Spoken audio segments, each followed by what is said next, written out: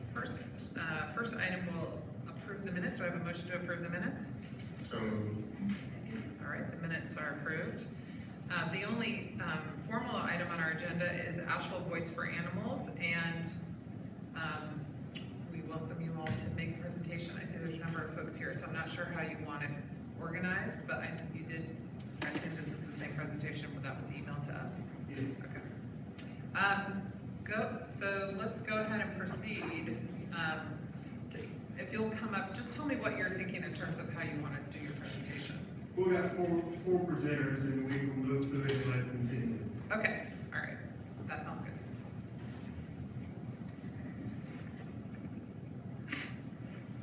good. Good afternoon, Honorable Mayor and distinguished council members. My name is Mike Blaylock, and I'm here today with fellow members representing Asheville Voice for Animals, known as AVA. As you may know, we are an animal rights organization based here in Asheville, with over 900 members in our committed voting bloc. We're here today to address the current animal cruelty laws and to share the catalyst, the issues, and the implementation of our suggestions for stronger animal rights to our current Asheville City laws and ordinances. On or about October 25, 2018, Kitty, a young male cat who was a beloved pet of the Nastor family of West Asheville, was found dead and mutilated behind a building near the Ingalls on Hayward Road. The pictures of Kitty's mutilated body were posted on an Instagram account belonging to the suspects. They were arrested shortly thereafter and charged with improper burial of an animal and one count of instigating cruelty to animals. The pictures posted on Instagram showed one of the suspects posing with Kitty, whose body was strung up crucifix style, sliced open, and posed with hypodermic needles in its body and drugs in its mouth. The suspects then left Kitty's dead body to be found at Ingalls by members of the community and Asheville police.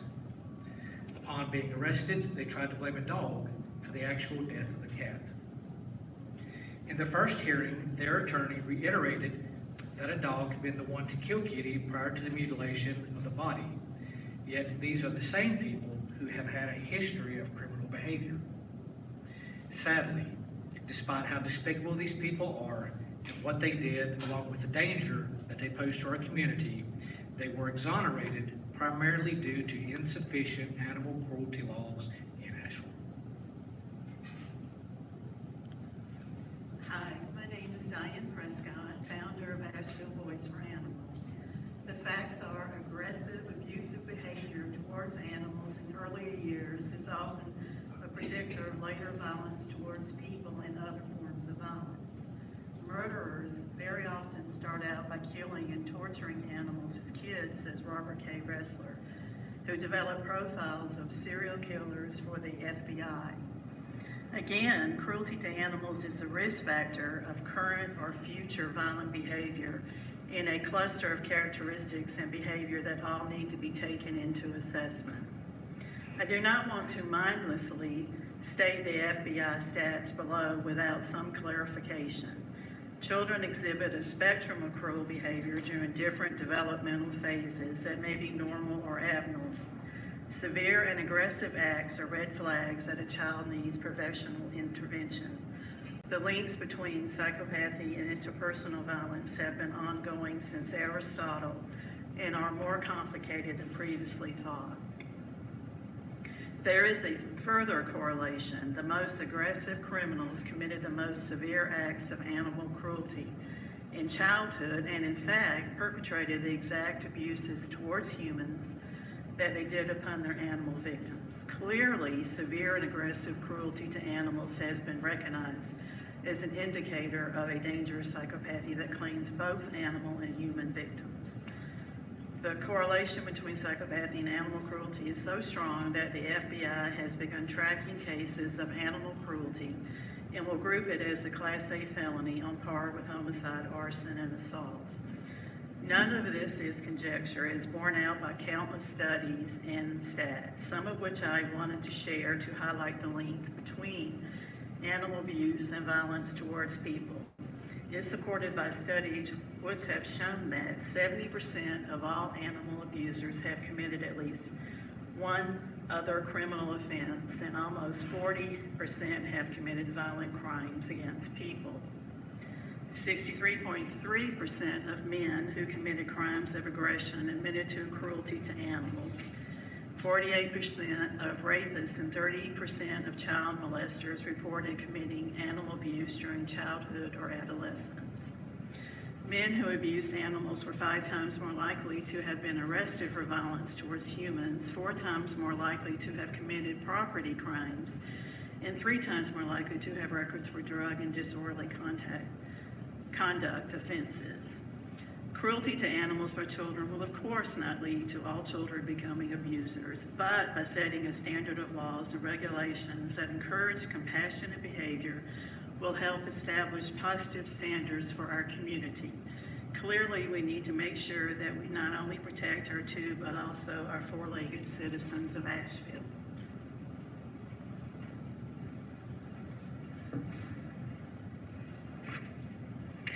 My name is Veronica Coit. I'm the founder of the Asheville Cat Weirdos Emergency Fund and the group Asheville Cat Weirdos, known as ACW. We've given you a lot to think about thus far from a statistical point of view, but what I want you to think about now is how do we equate friendly, loving Asheville with people who perpetuate or contribute to the abuse of animals. It is time to step up and be who our community needs. Asheville is a unique city with pet-friendly restaurants, trail hiking, outdoor activities, and some of the best rescue facilities in the nation.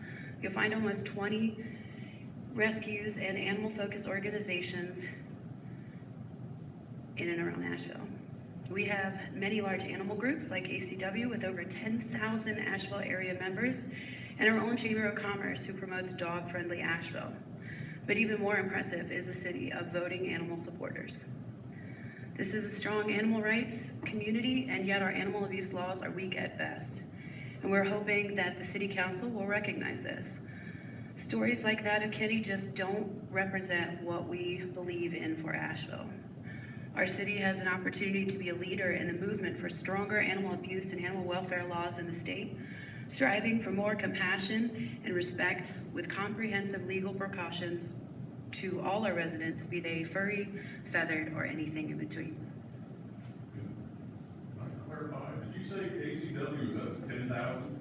Over. That's moving. I wish 10,000 people would vote in the municipal election. We're working on getting our share to do our part. So I think, I'm Lafayette Prescott, co-founder of the Asheville Voice for Animals, and thank you for giving us this opportunity to address council here today. While we've been here before to help facilitate some changes in animal advocacy issues in Asheville, we're here today to ask you to overhaul our current animal cruelty ordinances. The sad truth is that North Carolina ranks 36 out of 50 of the weakest animal protection laws in the United States, and our county holds to a minimum the penalties as prescribed. Examples are, even the worst animal abuse is treated as a Class H felony, even if it's addressed at all. But Raleigh has given us an opportunity here. We've done a little bit of our homework, so they've told us what we can do. And the good news is that according to Chapter 153A, 127 of the General Assembly, a municipality may by ordinance define and prohibit the abuse of animals. AVA proposes an ordinance that will identify a standard of care along with strengthen the cruelty and abuse laws currently in Asheville City law. What we propose will complement the recently proposed North Carolina Senate bill for a state animal abuse registry. With the recent instance and mutilation and death of Kitty, in which no perpetrator was convicted, AVA feels it is time to facilitate a change in Asheville's current animal abuse laws, making them stronger and more discernible. Asheville City ordinances and laws must clearly communicate that Asheville will protect the lives of our beloved companion animals. These clarified and targeted changes to the current city laws will serve to set a very clear parameter for city residents in the care and condition of their animals. Additionally, these updated laws offer a more substantive framework which will provide Asheville City Police, along with animal control officers, measured criteria in addressing any animal abuse or neglect infringements. Finally, by more clearly defining Asheville animal abuse laws, Buncombe County prosecutors and judges will have better unambiguous guidelines by which to prosecute and sentence those who perpetrate abuse on Asheville's companion animal population. This will provide justice to the victims and hopefully a message to those who have intent to do harm and operate outside the moral norms of our local community. AVA proposes that the City of Asheville update the existing regulations to better reflect the current era, all while providing the prosecutors new regulations that allow them to have clearly defined animal abuse laws for our city by which to bring criminal charges against perpetrators and, in turn, have clear-cut sentencing guidelines as prescribed by these new comprehensive ordinances for judges and the juries. Mayor, council members, after review, we'll ask you to adopt these suggestions, changes as proposed in the sample legislation that's provided for. May I also say thank you for our group of people who have come here today and our members who have come here to help support this today. So we're ready to answer any questions or anything else we can. Let me just offer that I appreciate you putting together this presentation. This is very thorough and providing the information to us ahead of time. I had a chance on behalf of the group here to talk to our legal department and make sure they received these materials as well. And they did. They do agree there is room to modify our current ordinances to enhance them. And so, but what they would like, I've just talked to them before I came in here, they need about a couple of months to work through all of your suggestions and come back with proposed amendments to our ordinances. And I asked whether they would feel comfortable making those recommendations here back in governance so we could go through those and talk about it. If that process is satisfactory to everyone, that would be my recommendation. That sounds excellent. That was our expectation. We try to do our homework as best we can on the all ordinances and laws, but we don't have a sitting attorney in our group. Right. Well, we feel like we've done pretty well this time with what our proposals are, and of course, I'm sure it's going to need to be some changes may need to be made to make it actual. So yes, that sounds perfectly fine to us. But we're just very concerned that what happened before does not happen again. And one of the cases is. So wait, let me stop you. This is actually being Facebook Lived, so if we want to capture what you're saying a little bit better, you need to come up to the microphone. Okay. Who knows how many people we have watching? How many people? We have 2 people watching, so for the 2 people, and it could be 2 staff people upstairs, but still. All of the council subcommittees are Facebook Live, but, we don't have that. Yes, for giving them time to review that, of course. That would be our expectations. As I was saying, our primary concern is that without definitive laws and not so much of a generalized idea of animal abuse is what's currently in the older laws, and I did not locate the actual dates of some of these. Sure, it's been amended at some point, somewhere along the line, putting out fires. We hope to put out a big fire this time by changing them so that they more reflect the current era today in Asheville. And as our community continues to, I was going to say blossom, but I think explode might be a better word, so that it will reflect that also, so that we can make sure that we have laws in place so that what happened to Kitty doesn't happen again. And also so that our community culturally understands that what happened to Kitty is not something that is funny, is tolerated, or is a part of our culture. And I'm afraid that's what it was with the situation with Kitty. Kitty was the catalyst that, brought us together, the 2 groups and our groups together to be able to try to do something about this. And that's what we're looking forward to doing. The sense of urgency, months are fine. We in fact have been working on, in our group, as we're an all-volunteer group, for almost a year to get us to this point where we can address it. So yeah, that's a wonderful proposal. We'll be glad to participate in any way, at any time. All we need is a call, say hello, come down. We appreciate it.